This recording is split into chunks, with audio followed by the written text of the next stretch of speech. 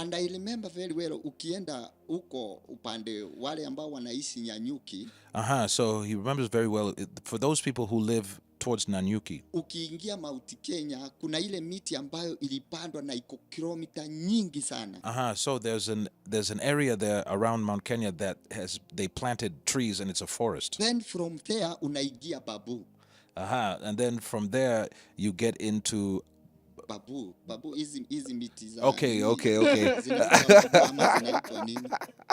Yo, you enter into a bamboo forest. Yeah, Babu forest hiyo. Unaona, then from there unaachana na Babu unaingia mahali ambapo kuna nyasi na tumiti hivi. Many kilometers. So now after the bamboo forest you get into an area where there's just bushes. It's just a bush for many kilometers. Munatoka hizo miti na hizo nyasi munaingia kwa mawe, stones. So now after the bushes, the jungle, man. So after that you get into a place where it's rocks and big stones. And that is where you find the snow. What about the wild animals? Yeah, they are there. Lakini hazituulizi.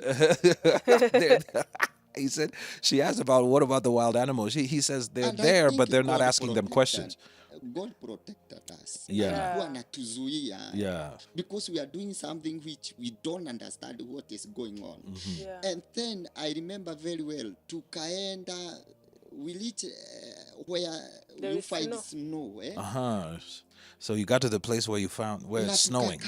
For 14 days without eating. They stayed there for 2 weeks, no food. And then after that, I heard a sound. Tukaambiwa ya kwamba tokeeni. Then after, and let me tell you, he was told a voice told him, get out of here. Tukipanda, kuna mahali tulienda those kilometers mahali hiyo miti imepandwa. So there's a place where they went, they've planted trees. Na tukapata kuna mahali ambapo tunaweza kupumzika. So they found that there's an area where they can rest. Na sijui ni wapi buffalo ilitoka, nyati. They don't know where a buffalo came from. Na wale watu ambao wanajua history, kuna ile nyati ambayo huwa inakuanga inafukuzwa na hizi zingine na inakuanga mbaya sana. So they know, for those who know the history, there's a certain buffalo that has been chased away from the other ones. And that buffalo is very evil. Na ninakumbuka ya kwamba tukiwa tumekaa chini pale. I remember when we had sat down over there. I don't understand until today huwa ninajiuliza ilikuwa imetoka wapi. Till this day he asks himself, where did this buffalo come from? Ikakuja bio sana, na unajua ikipata mtu huwa inamkanyanga ama inampiga na inamharibu kabisa, inamuua. Oh man, so it came with a lot of speed. This buffalo came with a lot of speed, and if it finds somebody, if it comes into contact with you, it's going to ram you and it's going to step on you, it's going to pound, it's going to kill you. And I remember very well, nilinua mkono wangu juu. I lifted my hand. He lifted up his hand. Na nikaambia Mungu, save us Jehovah. So he said God, he just said save my us Jehovah. My brother did so. Akainua tu mkono wake juu. Even his twin brother raised his hand up. And he uttered the same words. And uttered the same words. And I remember very well, ilikuja ikafika like 5 meters. So it came to about 5 meters away from them. Ikatuangalia hivi, ikatingiza kichwa, and then ikatoroka.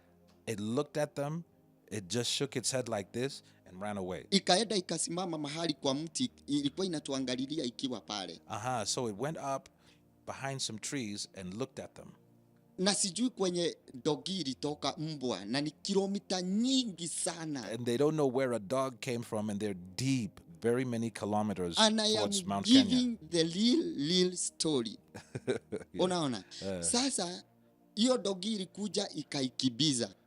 So that dog came and chased the buffalo away. Na ikaingia kwa miti na huko ndani kabisa. So that buffalo went into the forest. Na sisi tukaendelea tu na safari, tukaingia kwa msitu kabisa. So now they continued on their journey and entered deep into the forest. Tukaenda mahali ambapo tulikuwa tumeambiwa hapa ndipo sanduku la agano liko. The Ark of Covenant is here.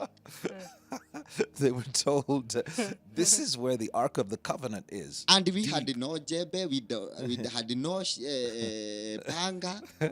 They had no shovel. They had nothing to dig with. Sasa ilibidi tutafute miti So now they had to look for sticks. na tukaanza kuchimba mahali pale, So they started digging in that area. na hakuna kitu chochote ambacho tulipata, And then they found nothing. na tukatokea, And he came out, and then tukarudi upande wa Mombasa. and then they went back to Mombasa.